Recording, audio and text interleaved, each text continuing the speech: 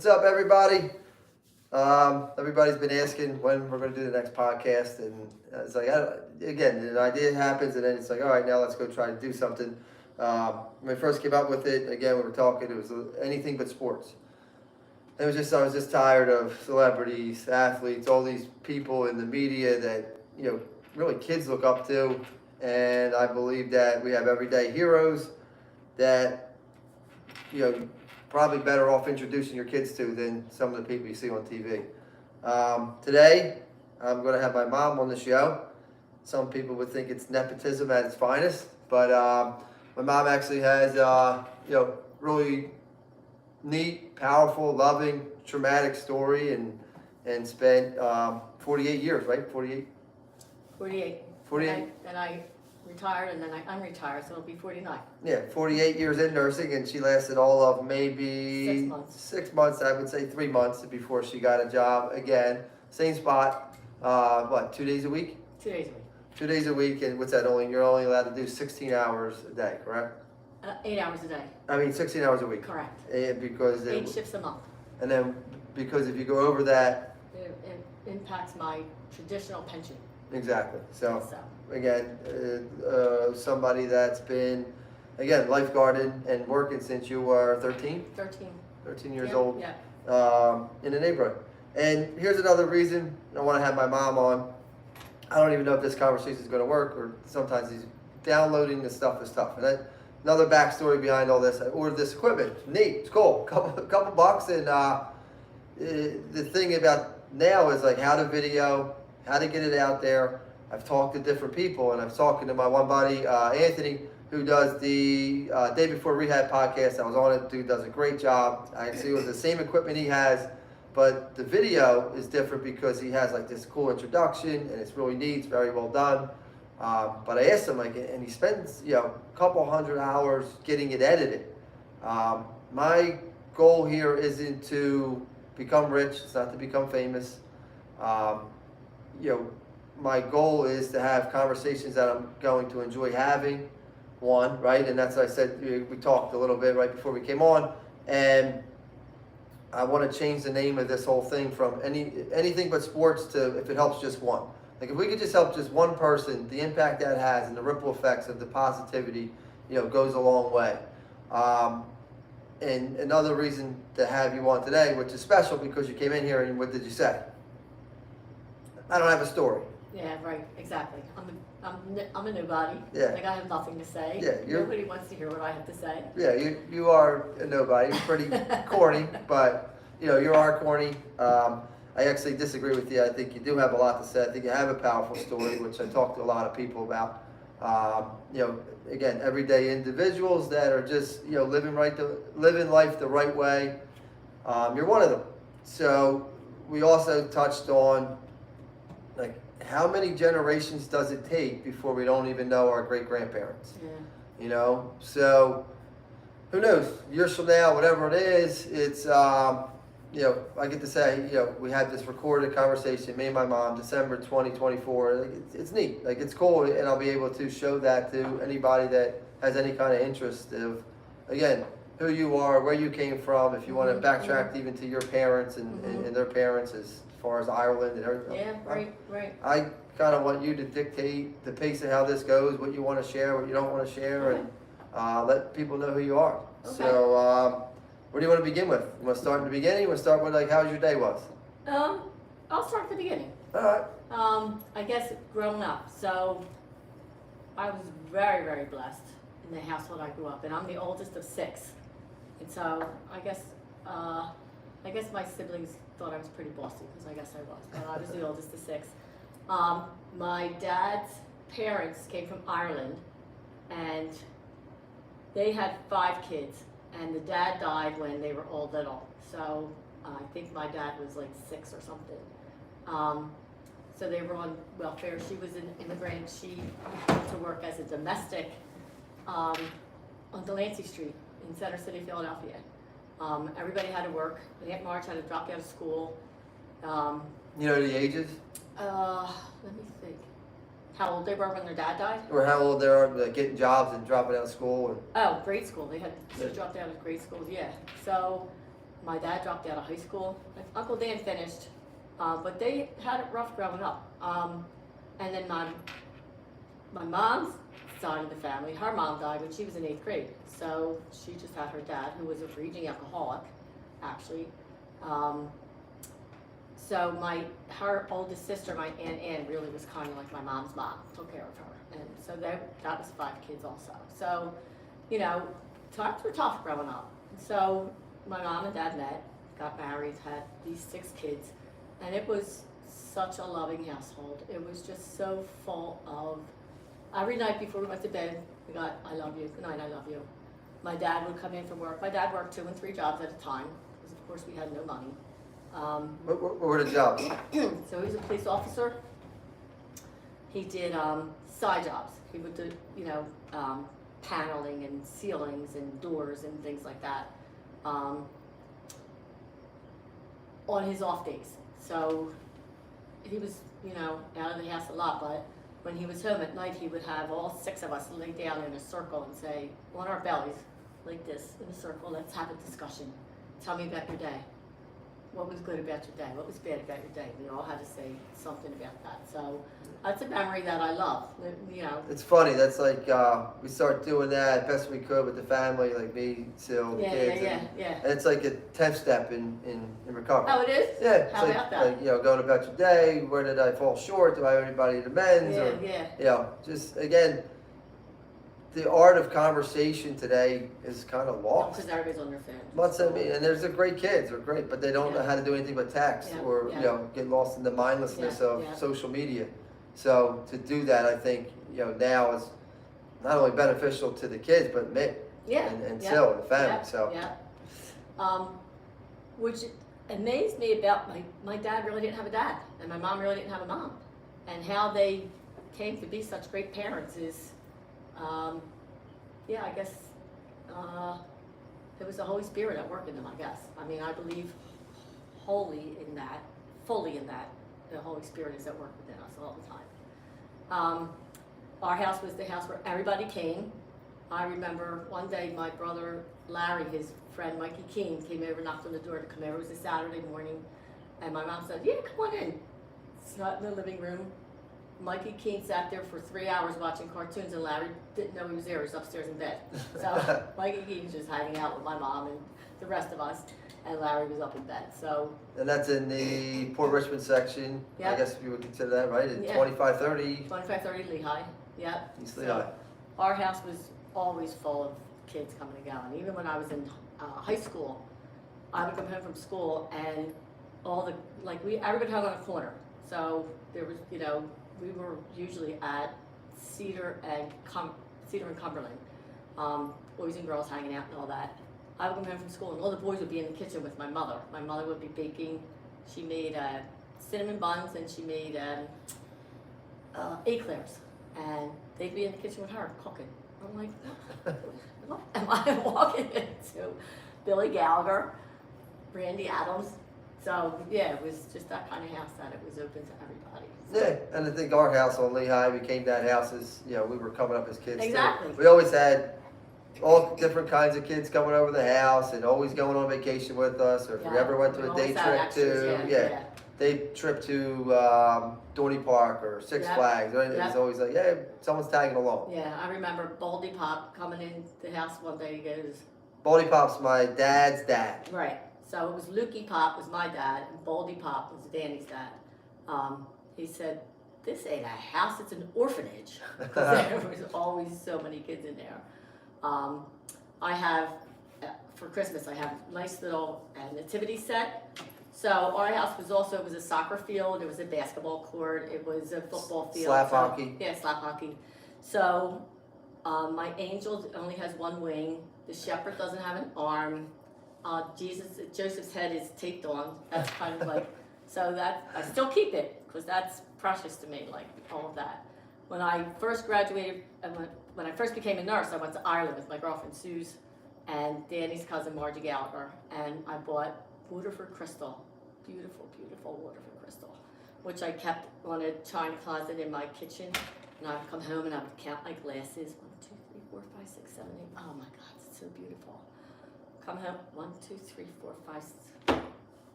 Where are my two glasses are gone, two of them. They were like $160 each at the time. So, yeah, there was nothing precious in our house. You couldn't have anything special. Yeah, it was probably Brian.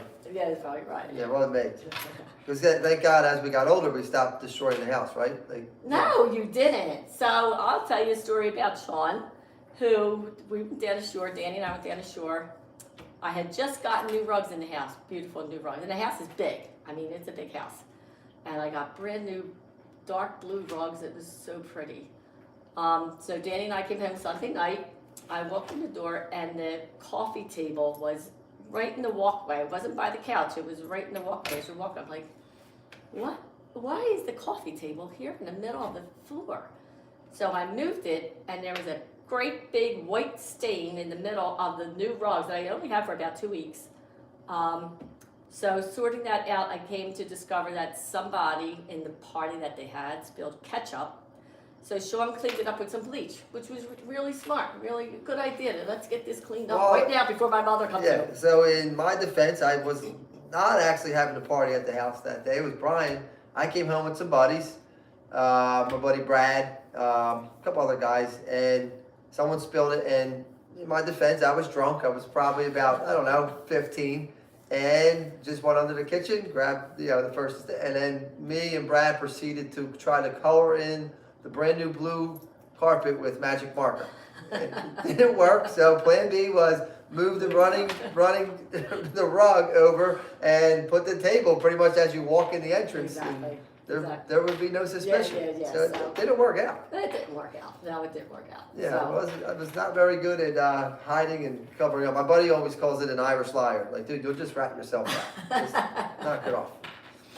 I like that. I'm Yeah, a liar. exactly. So, getting back to my childhood, I worked from the time I was 13. I was a lifeguard at Sion Pool. No, I did that when I was 16. When I was 13, I worked downtown in a law firm.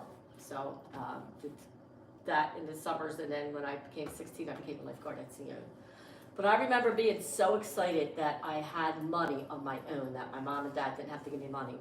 That the first thing I bought when I was a lifeguard was a new kitchen set for my mom, because we had ratty chairs and a bad table and all that. I went to Levin's store on Kensington Avenue, and bought them a new kitchen set. I was so excited. And you were 13? I was 16. 16? Yeah, I was 16. When you were a lifeguard, okay. Yeah. So it was nice to be able to do things for them. Yeah. Because they just. Well, it's cool. Like, even like your mindset as a 16-year-old is different than mine, because like. When you're getting the beer. Well, it's just that my whole life it was always about like me and feeling good, or whatever. I didn't know I was doing. It's just kind of what I was doing. Like I always tell people, like I'm a part of a 12-step fellowship today because I got to learn how to live like an adult. And one of the things they teach is like, the way out of yourself is through others. Yeah. Right? And like someone like you didn't need a 12-step program to pick up on that. Like, first paycheck, you buy your mom something. Yeah. The first paycheck, I ever made wasn't on my radar to go help somebody else. Yeah. It's like, again, that self-centeredness and the selfishness is really I think the core of what, most drug addicts, alcoholics deal with, sadly. No, I was so excited about that. So things, went along. And then, so when I was 13 or 14, I was running on the railroad. We were playing on the railroad. And I would run down the hill and slide into Belgrade Street on the ice. It was like, and one of my runs down the hill, I smacked right into the wall at the bottom and shattered my kneecap. So I had to go to St. Christopher's, which was then at Lawrence and Lehigh. St. Christopher's. It was at Lawrence and Lehigh. My knee was probably 3 times the size, and I just had to keep it straight with my other leg, climbing in the back of the car and all that. We got there, and they didn't have an x-ray technician at night, so I had to get back in the car, go back home, and sleep with this shattered kneecap. And my mother rocked me to sleep. We had a little rocker, because her dad always said baby needs to be rocked, so he bought her a rocker when she had me. So I was 13, my mom rocked me all night long because it was just so painful. And then 2 years after that, my brother Larry was hit and killed by a drunk driver. So that was a Saturday afternoon. Believe it or not, he was coming home from church after going to confession, because the confessions were always on a Saturday, right at Aramingo and Lehigh. And his buddy Mikey Keene was calling to him, because Mikey lived on Cedar Street. Larry was at Aramingo. He's calling him Larry, and saw him get hit by the car. So Mikey ran to our house. I was doing the dishes at the kitchen sink, and said, Larry just got hit by a car. I'm like, what? My mom was napping, I think. My dad was working. I said, where? He said, at Aramingo and Lehigh. So I didn't even have any shoes on. I ran down, it was February. I ran down to Aramingo and Lehigh, and I'm looking right in the middle of Aramingo and Lehigh where they connect. And here he was hit right at the corner there and landed, 100 feet away or so. And so I saw him laying in the street there. Yeah. So I was crying. Someone goes, who? There was a whole crowd standing around him. I mean, the ambulance didn't even get there yet. So I said, who is it? I said, it's my brother. So they kind of whisked me away, and I went to my girlfriend's house, Ann McLaughlin on Cedar Street. So that was the beginning of a really, really rough time for our family at that time. Yeah, I can imagine. Yeah. My dad didn't talk to anybody. We weren't allowed to say Larry's name, ever. All the pictures had to come down. All the pictures came down, yeah. It's like that old Irish Catholic way of Don't talk about it, yeah. don't talk about it long enough, it'll go away. Never talk about And it. what happens is it gets buried and it's going to resurface. Yeah. Sadly, it's kind of what they did, right? It's just kind That's of what they did. pull your bootstraps up, go figure it out. Yeah, exactly. Regardless of it's a bad day at work or Yeah. you lose your kid in Yeah. a tragic car. Like I've heard that story so many times before, and like I'm getting choked up listening to it because it's like on a podcast live hearing you say it's like it's powerful. It's it's a tragic story, especially as a kid. Like I couldn't imagine losing a sibling. Well, I was losing a seeing him kid. laying there in the street, Yeah. right? He was on his belly and his head was turned, and I'm like, oh my God. I didn't expect that. I didn't expect that. And so, we went through all those motions, and the interesting thing about that is my dad's dad, his name was Larry. He died, I think he was 33 when he died, so. And then, there was 3 Larrys. Oh, my Uncle Larry, my dad's brother Larry, was killed in World War II. And actually they're trying to find his remains. They've been in contact with Peggy Collins. Oh, recently. Yeah, Wow. and my brother Danny. Yeah, so they're trying to find his remains. That's a big thing going on. He was 23, and my brother Larry was 13. Okay, These so 3 Larrys, 33. moral of the story: nobody has been Larry called Lanahan ever. Lawrence. Yeah. Everybody says his first name Lawrence. Lawrence, yeah. So no more Lawrences in our No, family. no. We're good. No. Let's skip that. Next name. Lawrence. Yeah, but it's funny, right? Because we even talking about that, like a little bit of laughter, and all. Like as tragic as all of our stuff is, I mean, It's bad. if you're not laughing, you're crying, right? Well, And it's actually, with Timmy and Dominic, remember that story? no, the sense. Yeah, go ahead. I like So this is the sense of humor that our family It's has. a dark sense of humor. I admit to that. It's a dark sense of humor. But my son Timmy was crossing Aramingo Avenue with his son Dominic, and Timmy must have told Dominic and Liam the story. And about Dommy's probably what, 4 at the time? Yeah, 4 or 5. Yeah. Young. Yeah. He's only 6 now. So. Yeah, so it was just maybe last year or the year before. And he asked Timmy, he said, is this where my mom's brother was killed? And Timmy said, yeah, this is the street he was killed in. Dominic said, was my mom upset? He said, yeah, she said it was the worst day of her life. And Dommy said, you mean it was the worst day of his life? But, how can you not laugh at that, right? It's so innocent, just so innocent. It's so innocent. So yeah, believe it or not, our household was still the house where everybody came, even after Larry died. It was still full of people all the time. It was just a loving home despite tragedy that came through there. So I was in the hospital a couple times for different things, and I loved the nurses when I was in the hospital. I was a kid. I was 6 years old, and I got dehydrated. They had to take me to the hospital. I was in there a long time, maybe a week or so. 6 years old. I was in first grade. And my mother came and the doctor said to her, well, we almost lost her last night. So I don't know what happened. But I loved the nurses in there. So I always wanted to be a nurse. I mean, that was, we were in high school and, people were saying, what are you going to do? What are you going to be? And like, I always knew, like, I'm going to nursing school. Suze went to court reporting school because Terry Keene said her dad told her they make her a lot of money. So she decided to go to court reporting school. And she went. Yeah, she went. She just retired. Yeah. In the federal court system, right? Being a stenographer, is that the name? Federal court reporter, yeah. Stenographer, is that the Court word? reporter, they call it. Okay. But it is the stenographer, that's what they call it. She's retired after however many years that was too, right? Yeah. Within the last 2-3 years she retired. So one of my gifts is that I'm friends with girls I went to grade school with and girls I went to high school with. Still friends, close friends, dear friends today. Yeah, we grew up calling them aunts. Yeah, aunts and uncles, and they're cousins. Yeah. So, which is cool. Yeah, so they don't have cousins because they're cousins, friends, really. Friends, cousins, so that's a blessing for me, have all that. So I went to nursing school, became a nurse, always wanted to be an ER nurse.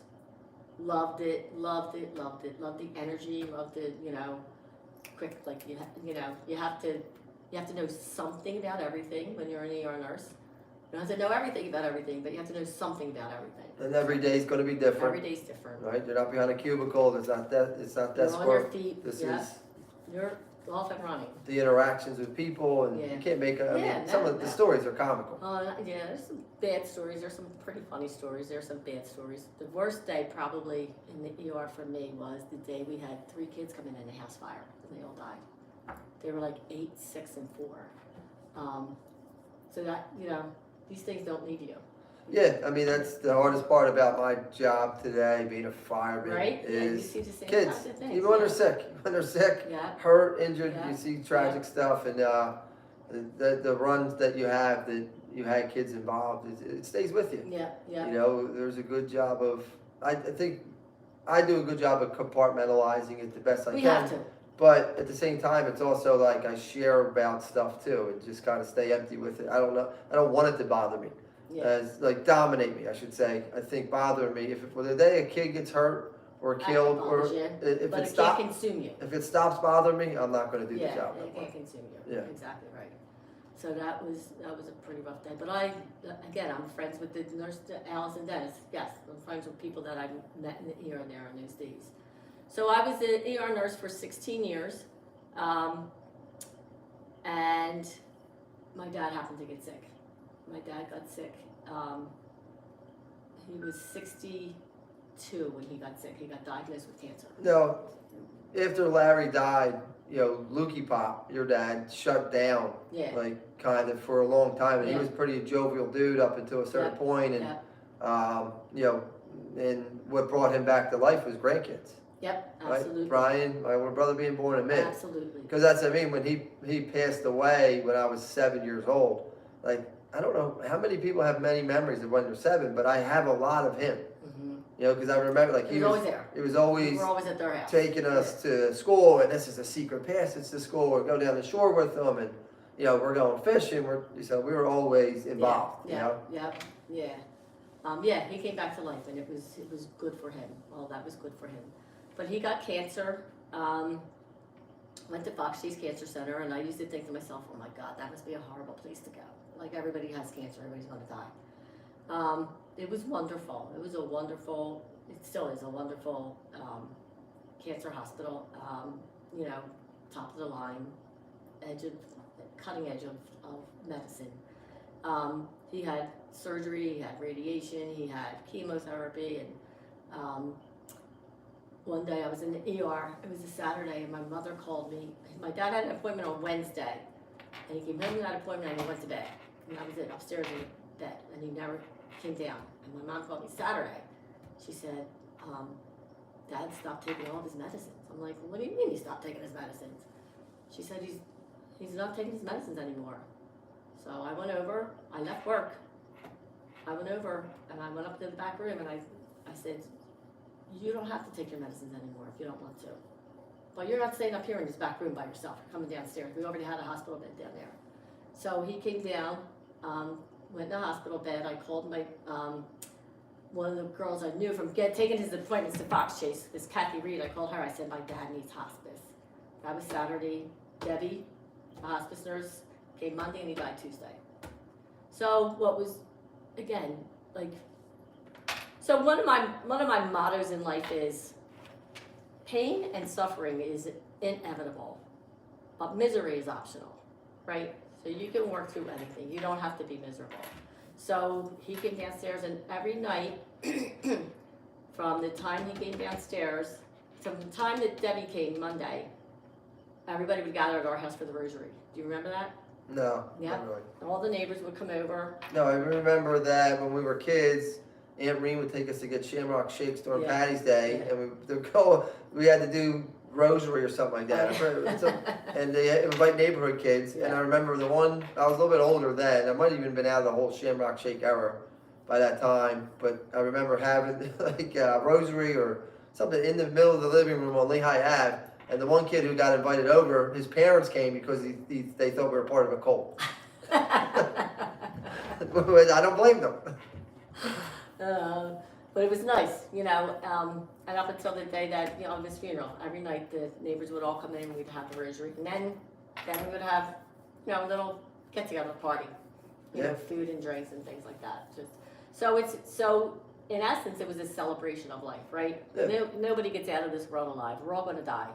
Again, you can be miserable about things, or you can face it and know that there's something better after this, right? Yeah, absolutely. I mean, that's you know where faith and everything else Yeah. comes in. As far as you know, my faith is I think there's something else after this.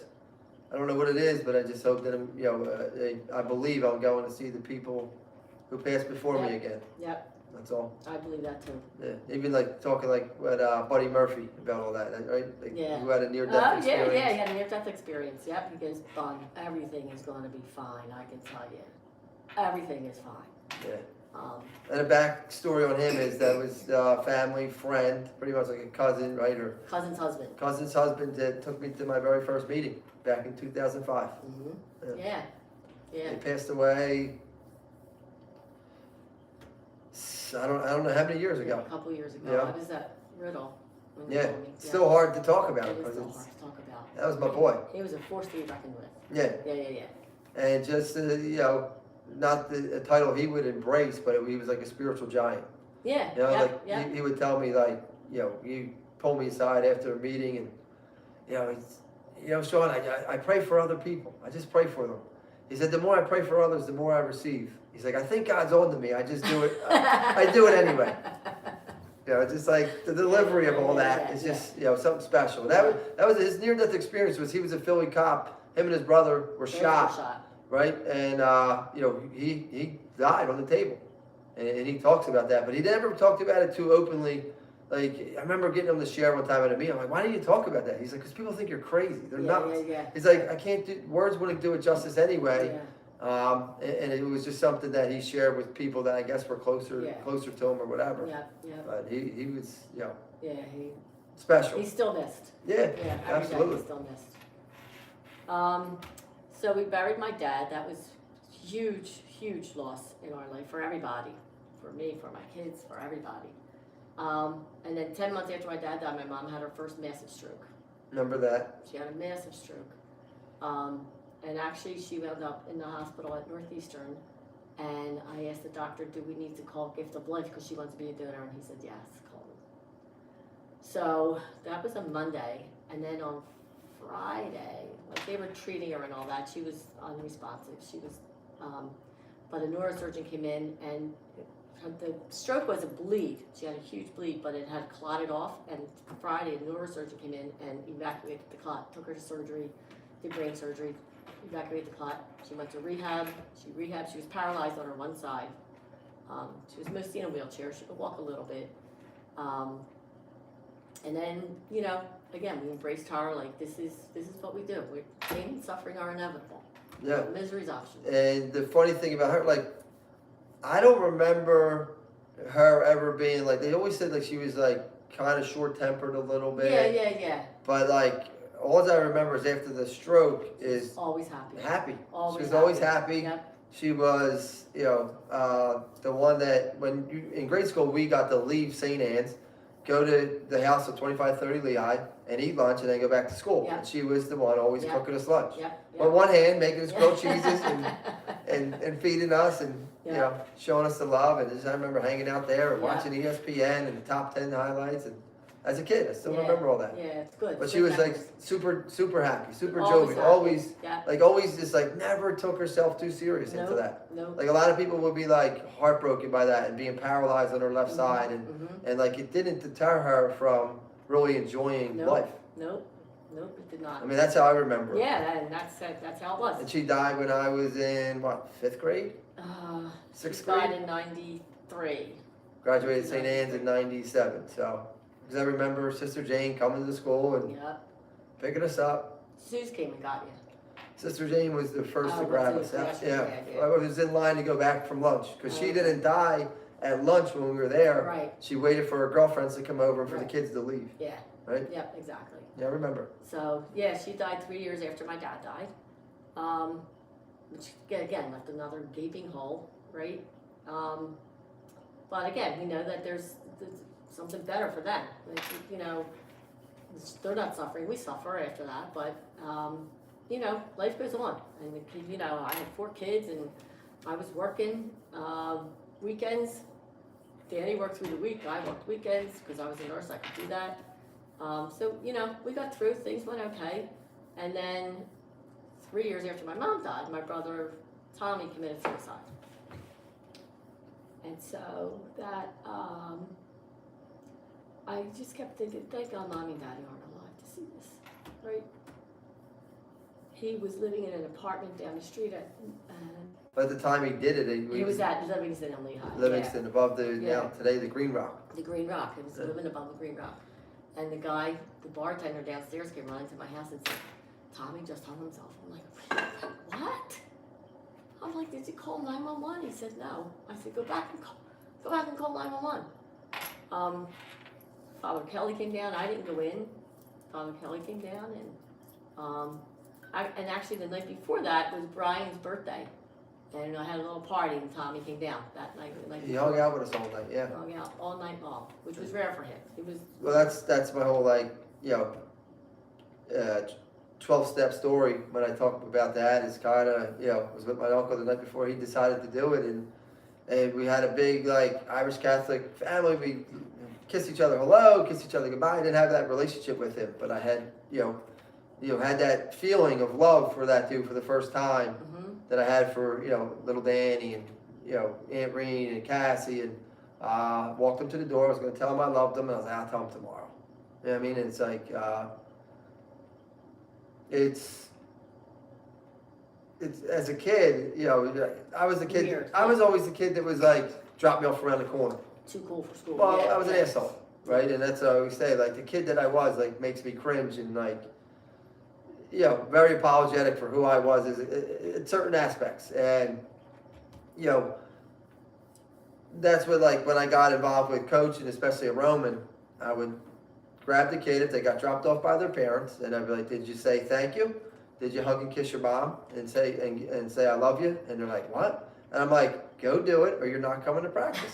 And they used to look at me like I was nuts, but I'm like, that's almost me talking to me. Yeah. And it's just again, that story, when I share that, it's not for shock value, it's not for sympathy. I always tell people, if there's somebody in your life that doesn't know you love them, why don't you tell them? Or better yet, when you're why don't you go show them? How many times have I said shit and did different? So it was I got to go show these people and embrace the, especially who do you think you are to be too cool for your parents? Yeah. Well, then that's teenagers. Yeah. Parents know that, right? Yeah. Parents know that. To some degree, but I still, I don't mind, because one of my heroes is Uncle John, Johnny Gallagher, who was a cop, and he was my godfather, and he wouldn't put up with that. Yeah. He would grab me, what are you doing? Who do you think you're, come here, give me a hug, give me a kiss. Yeah. Don't pull that shit, and that stuck with me.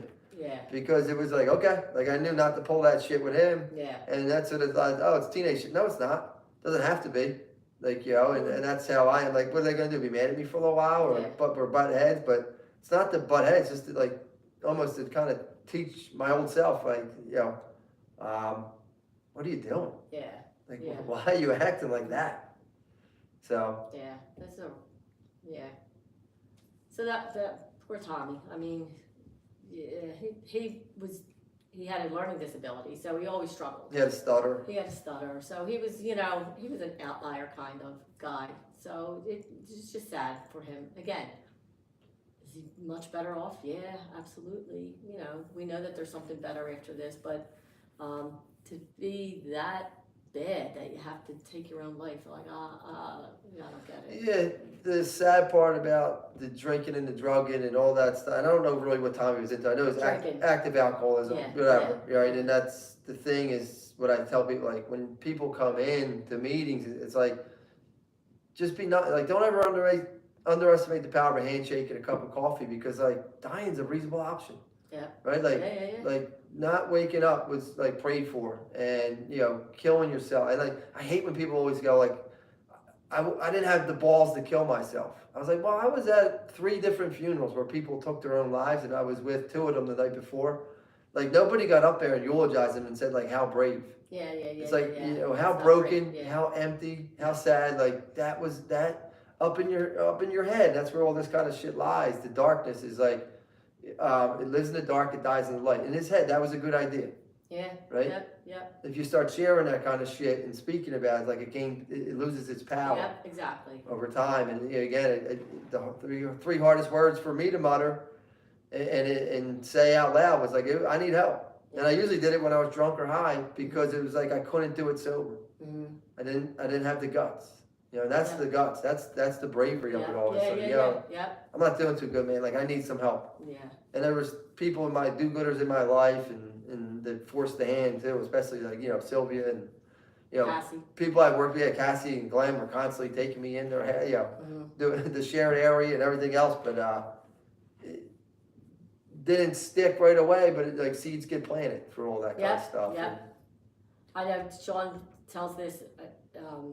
Has shared it a couple times, and I said to him at one point, Sean, I will always love you. I love you, you're my son, but I don't really like you right now. It was actually after I sobered up. It was like I never stopped loving you, but there was a long time I didn't like you too much. And I wasn't crushed by that. Like I understood, because it was like, I didn't like me too much either, Ma. Mm-hmm. You just, you don't mean to become what you become. Yeah. Sadly. And, that's just, like again, certain conversations that stick out, and it's your past. It's a reminder of like a reminder of who I become when I think a drink or a drug's a good idea. Mm-hmm. Like a dude that like his own mother was like, I don't like you too much, dude. And I understood that. Yeah. It was. So after my dad died, and I had been going with him to Fox Chase and the hospice nurse came, and it was a beautiful death. I mean, we told him to go to Larry. Larry was waiting for him, blah, blah, blah. I thought, you know what? I think I might want to do that hospice stuff. So I did. I met with the nurses at Fox Chase who ran the hospice program, and I thought, I'm going to try this. So I kept my ER job and did train for hospice and became a hospice nurse and left my ER job. So I was ER for 16 years, and I was hospice for 32 years. 33 now. Yeah, well, again, everybody I tell, my mom in hospice, or Bob at hospice, or people that you took care of their family members. Like your mom, just a special lady, and just like, and in order to be a part of that lifestyle, like how much faith do you have to have? Yeah, that's important. So it's important to me. My faith is important to me. When the kids were little, Timmy was born in 1988. In 1989 for Lent, I thought, what am I going to do for Lent? And I thought, you know what? I think I'll go to daily mass for Lent. You guys were in school. I took Timmy, and I think I took Green. I don't remember. But I never stopped going to daily mass. Yeah. So I still go to daily mass every day. I feel like Forrest Gump when he's running, and he just doesn't stop running. Like I just didn't stop going to church. So I go to daily mass because it I was praying. There you go, girl. It centers me. Like, you know, I make my bed, I go to church. Like, that starts my day. And I walk or exercise, I do something. So, but I talk about to my patients and families about hospice. I'm like, listen, it's body, mind, spirit, right? They're all connected. And so I try to follow my own words, body, mind, spirit. Looks like being a do what I do person, not like do what I say. Yeah. You know, it's like, Do what I do. Do what I do. Yeah. And that's, you know, the most powerful thing we could do is be an example. Yeah. You know, and that's the reason why I wanted to interview you and do this kind of stuff, because it's, you know, you've been an example my whole life. Yeah, I love the work. When I worked for Fox Chase, I used to make home visits. So there's like wonderful stories of different people, and like doing that job, just like Buddy said, I get more than I give, right? You're just so blessed to be in a company. You know, if you're walking the walk with them, right? Again, nobody's going to get out of this world alive. So we want it to be peaceful and beautiful and comfortable. I think when I'm in the presence of people who are dying, it's holy ground. Like, I'm just standing on holy ground here. And it's a privilege to walk with these people. And then there's some good stories. I used to go to North Philly, which I love North Philly. Very, very, very grateful for any little thing that you do. Mainline and I really didn't get along that well, but I had to use the servant school just to go in the house. But I went in the house with this one black lady. She was 90-something, and she would watch Jerry Springer every day. So I was there, and she was watching Jerry Springer, and she's watching TV. She goes, I don't know why them two girls don't get together and beat the shit out of him. I said, you're absolutely right. They should. That's what they should do. So good old fashioned daytime TV. Yeah. Daytime Jerry Springer. Yeah. I love the work. I just love the work. And then 3 years after Tommy died, so our family suffered through that. You know, it was just, what a challenge to live through that, right? And in the Catholic Church at the time, so this was 1996, Father Kelly was the pastor. I said, you know, can he be buried in Catholic cemetery? Because, you know, the Catholic Church was crazy. There's no doubt about it. He said, do you think I want to face your mother if I don't bury him in Catholic ground? Yeah. So, and Reen suffered with that. My sister Reen just was torn up about that. And lo and behold, 3 years after that? Was it 3 years after? No. No, it was much 6 later. years after that, Yeah. she attempted suicide by shooting herself. Yeah. What? Yeah. Like what? I was on the treadmill up in the front room, and I had a meeting at 4 o'clock. I had to go to a Fox Chase, and I don't know who told me that Reen just shot herself. She's getting helicoptered from Villanova to University of Pennsylvania. What are we talking about here? So we lived with Reen and her mental challenges, her mental health for couple years. She was very close to my grandson, Brian Luke. They were soulmates. They were really soulmates. And actually those two made a tree for the top of the Christmas tree. They cut out a star and they glued it and put sparkle on it and all that. I still have that. That's what I put on top of my tree every year. No, really? I didn't know that. Okay. Yeah, the star that BL and Reen made. So, you know, she was in and out of mental institutions. She was in and out of hospitals. She lived with Danny and me for a while. I would go down to LBI to stay with her. Like, it was. What do you think the cause of that was? Because she wasn't that. She was not. She was an earth angel. Yeah. One of the She was an innocent. best best people I've ever met. She would bring my kids and their friends out to her house. The girls, she'd have them dressed up in gowns. She'd go thrift store shopping and buy them gowns and jewelry and all that, and have them. I think it was a perfect storm. I think she could never have kids, so that was ending for her. I think she was menopausal. They were moving from Villanova to a different house. I think it was just, you know, all this conglomeration of things that were going on in her life just like did her in. It just did her in. Yeah. Then she became an alcoholic. She was drinking. She was. But she was the girl that, at the family party would have half a glass of wine Yeah. and was falling on her butt. Exactly. And Exactly. became that. Like, Yeah. a lot of stuff just doesn't add up. No. Never added up. I have my own speculations about, Do you? the relationship she was in and With stuff. her Yeah, husband? mental abuse and Yeah. absolutely. Yeah. Agreed. Yeah, Agreed. a guy that was, again, born on third base and acted like he hit a triple. Yeah. Um, Like you hit a home run. Well, and then the mentality of like who people are, and like that's why like with money and stuff. That's why doing this podcast. I'm not looking to get fame. I'm not looking for money. It's just like because that's the big lie that we tell ourselves. Like yeah, it's cool and it'll probably take away some inconveniences, but it's like it ain't everything. Mm-hmm. I can tell you that because this is No, a I girl know. that was Had everything. Yep. house on the beach and all that kind of stuff. On the beach, on Yeah. LBI, house in Villanova. Yeah, no money worries at all, but certainly suffered. Yeah. Yeah. And so, I was actually in sobriety at that time. I was sober and got the phone call about her. I was with Timmy at a golf course in Junietta, her brother Timmy, and got that phone call. And the hard part for me is when she woke up, she still wanted to die, as far as the way she was living still after that. And I couldn't talk about it, not in my throat, Yeah. and that kind of stuff. Yeah. And I remember a guy, Bobby Swiggs, still around, South Philly guy. Yeah, yes. He's the Just best. so- Yeah, I just hung out with him at the South Philly Christmas dinner.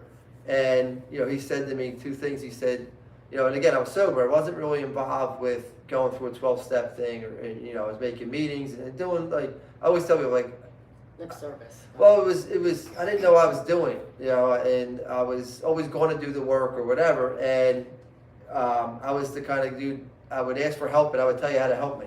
And it's like, that's not how it works. And he would tell me things like, after this, he said, listen, you're uncomfortable in your sobriety. It's time to continue on with the rest of your step process. And if you want to get through this, you better help your mother get through it. And in my head, I thought, what's that got to do with me? Mhm. But that's just where I was at that time, Mhm. mentally, emotionally, going on. And even when I was actively drinking, it's always like every tragedy happened to be my tragedy, Mhm. right? And the mindset of the self-centeredness and the selfishness, Mhm. to bring you back. And then eventually, and you can talk about that. Yeah, eventually she succeeded. She was living in LBI, and they hadn't heard from her in a couple days. And somebody, I think my brother Danny asked somebody and she was going to AA. She had AA friends, but I don't know that she was sober. I mean, and somebody went to the house to check on her, and she had hung herself. Killed herself the same way my brother Tommy killed himself. So, how do you wrap your head around that stuff? I don't know. I don't know how you wrap your head around it. That one killed me. That one just killed me. It took a piece of me that, she and I talked every day, and after she attempted the first time, I told her, don't even come around Brian Luke. I don't want to see you. She goes, Bun, I'm not going to do that again. Why can't I see him? I said, because when you do it again, I don't want you to break his heart, which is exactly what she did. Broke his heart. Yeah, there was a lot of anger Broke his heart. for me. When I remember they had to tell him on Lehigh that, and I just remember, like, you bitch. You know what I mean? Like pissed. Yeah, like that's just not pissed. great. Yep. Because that's what suicide is. It's a permanent solution to temporary problems. Yep. And the pain doesn't end, it just gets passed on to somebody else. Yeah. And I really wholeheartedly believe it. Like, it's not Absolutely. okay, man. Nope. Like, to force God's hand, and it's just, again, I think it's the ultimate act of self. Yeah. But all you can wrap your head around is you. Yeah. And how many people in your life that love you and care about you, and wasn't enough. It's ironic. Reen was a speaker for pro-life, right? Yeah. Like, what the hell are you talking about? She spoke for pro-life and was Maybe. passionate about it. Yeah. Someone that, well, she couldn't have kids, like, medically. I didn't know that. No. Okay. Mm-mm. Yeah. So maybe that's why she was so passionate Yeah, about passionate that. about it. And got me speaking about it not from the abortion piece, but from the end of life piece, like Dr. Kevorkian and assisted suicide and things like that. Yeah, And just like that when you won the award. Remember when you won the award? Yeah. So you won the award. What was the award for? I don't know, hospice, some hospice. It was a hospice award with fancy dinner. Yeah. Long and short, great night. We're all Yeah, Springfield Country Club. ducked. Yeah, we're decked out, and even me, I didn't wear jeans and a t-shirt. I actually got like a suit, and one of the first speakers to go on spoke for about, I don't know, 45 minutes to an hour with a slideshow, and maybe he didn't even have a slide. We might have made it up. It was a point. What do they call PowerPoint. it? PowerPoint. Yeah, PowerPoint, and then everyone's quiet listening to this guy, and I think it was my little brother slides a note across the table and it says, "Kill me now," and we silently start bursting out laughing. You can't do it, and then my poor Uncle Glenn had boogers and sweat coming down his face. My dad slides a note back, "I'm going to fake a heart attack," and then we just lost. It was just such a funny night. That was a funny night. Just again, cool memories. Oh man, them situations are like, they're not funny talking about them, but to be there and witness that, man, God. I remember just having to get up and leave, and you see all these other people getting up and leave, especially us. Everybody's in the hall. Daddy's leaving the thing as he's laughing, giggling like a little schoolgirl, farting on his way out. And then I had to get up and speak after the hymn. Yeah, I thought we were in trouble. I thought you were going to be mad at us. I'm like, I just couldn't hold it in. It's like having that inappropriate laughter at the wrong time. Yeah. Oh God, that was funny. Yeah, it was painful. Yeah. Good God, dude. Know your audience, man. Exactly. Yeah. Exactly. So I'm the oldest of 6. 3 of my siblings died tragically, right?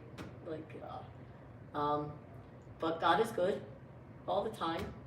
I'm so blessed with, I was out shopping with my daughter, Reen, and we were shopping. She goes, "Oh my God, I wish we were rich." I said, "Reen, we are rich. All we need is money. But we are rich in everything, right?" Amen. Yeah. So I unretired, I'm back at work doing what I love to do, and then I still have time to be with my grandkids. Yeah, and you don't miss. I try not to miss, yeah. You come up here probably once a week. We turn Sill's little office. We bought a trundle, turn that into your little room. Yeah. You got a special relationship with all your grandkids. Yeah. We know how blessed we are to have you because what's one of your lines with grandkids? I thought I would never love anything more than my kids until I had grandkids. Yep, that's exactly right. And that's when I was hanging out with people at the playground. Being a fireman, you got 4 days on, 4 days off at different times. It was down the shore. One of the grandpops was there with his kids on like a Tuesday or whatever. And I told him your line, and he said, I wish I had grandkids before I had kids. And I said, I like that one too. Yeah. It's cool. So, talking for probably about an hour. We could talk about anything. We could wrap it up. We could do whatever. But there was nothing to be nervous about. Like I said, it was, some laughs, some held back tears. So I guess it's telling my life story, like who wants to hear your life story? But I think you'd be surprised how powerful it is. I know a lot of the family will enjoy listening to this, and if others actually give it a chance and listen, they'll just see how the thing about being a part of a 12-step fellowship, and I just say that because like you usually supposed to say AA in particular because there's traditions involved. But I don't think me going public with anything is going to ruin AA. I don't have that power to do it. And the thing that happens to me is because if you guys ever remember, you used to always go to like my anniversary meetings, and you still do. You're not opposed to it, whatever. And every time you guys leave there, whether it's you or Timmy, Lacey, Sill, it's like, really enjoy yourself because that's the thing about AA is that it ruins the conversations about the Phillies and the weather. You know what I mean? Like there's some substance to this, and I don't think we're better than anybody. It's just like you're talking about like some real detail of life and getting into specifics and seeing how like emotionally moving some of the conversations can be there. Yeah. Where you're like, I enjoy listening to that guy. Like he just put it all out on the line there, and look where he is now, right? Yeah, like who doesn't like a feel good story? Who doesn't like the story of redemption and turning your life around and figuring it out? And, and your story is that of doing that without 12 steps. Just being a good human being and a decent person and constantly being in service to other people through hospice, through family. I got nothing but loving and happy memories of you. So to do something like this with you was a no-brainer for me. Yeah. Like, I could talk to you for 3 hours about life. Yeah. Just hanging out. It's natural. It's not forced. It's not, It's good. We didn't come up with a curriculum or an agenda to talk because we don't have to. Yeah, exactly. Nobody knows your story better than you. Mm-hmm. That's the thing about when people get up there and speak for the first time at a meeting. They're like, who knows your story better than you? Yeah. I remember when I first got up there and did it, years ago. I didn't stay sober, but you're like, just go up and do it. Nobody's listening anyway. Thanks, Mom. I said that joke at the meeting. No one laughed, and I was like, all right, oh, never mind. That's the family who we hang out with. That's like how many different walks of life, and that's what one of the stories I always tell with the family is when they're breaking my balls about drinking, not drinking at holiday parties, whatever. Remember the one Christmas I asked for a Diet Coke, and Aunt Marge called me a weirdo. You and Ro were hysterical, laughing, drinking. Then she called you two idiots, and you just ran with that. Two idiots. Yeah. And that's what Ro always used to say. Like she says to me, I liked you better when you were drinking. I said, that's funny. I liked you better when I was drinking too. And it's just like, not taking yourself too seriously and actually being able to laugh in these tragic situations. Because we laugh now, right? We always say it now, but our parents, our parents, our parents are the next generation to go. Yeah. Right, and it's our job. The last quarter. Yeah. Well, you're in overtime. Right? So Sean, whenever we take family pictures or any photos for any reason, Sean always says, "Smile. This is for your collage at your funeral." Yeah. So instead of cheese, we say collage. And some people look at us like we're nuts. Some people just get a kick out of it. We're obviously kidding around. The sense of humor is dark, but I think it's because we've been through so many dark times. Yeah. Right? Because even when me and Daddy went out to buy a suit at Men's Warehouse for Reenie's wedding, and the guy's super helpful. I always love going there. And the guy said, talking to Daddy about what do you want this, and I said, yo, Dad, make sure you get a suit that you're going to really like and enjoy because you're probably going to be buried in it. And the dude looked at me like, and Daddy's cracking up, we're laughing, and the gift of laughter. Too, it is a gift. And that's one of my buddy, the Swigs. That's what he always says: prayer and laughter, man. Yeah, it is a gift. Prayer and laughter. But doing these things like getting legacy histories, they used to do that when I was working for Fox Chase, our social worker, when somebody was dying. They would decide to do like a video, like a life story kind of thing of the patient when they were still able to talk and things like that and tell people things. And I thought, you know what?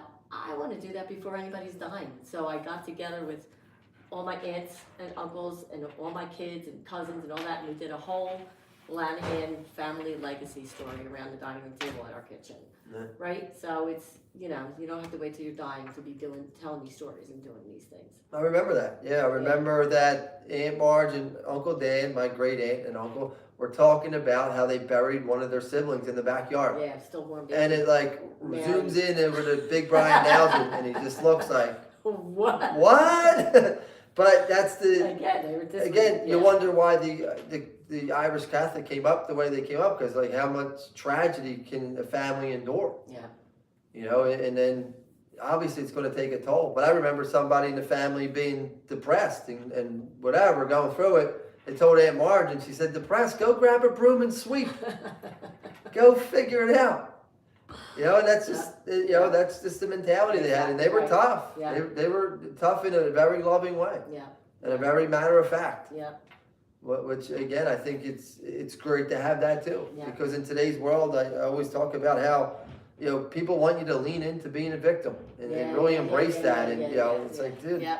It's the opposite of what you should be teaching people, teaching kids. Yeah. Go figure it out. And I'm a big believer in staying empty and strength in numbers. Mm-hmm. And I love you very much. Any closing thoughts? No. Nothing. Perfect. I got nothing. That's great. Thanks, Bon. I love you. It's really neat. Hopefully this video actually records or uploads the proper way, and I'll put it out there, and we can send it out we'll start with the family. Okay. All right. Love you. Love you. Thank you, Sean.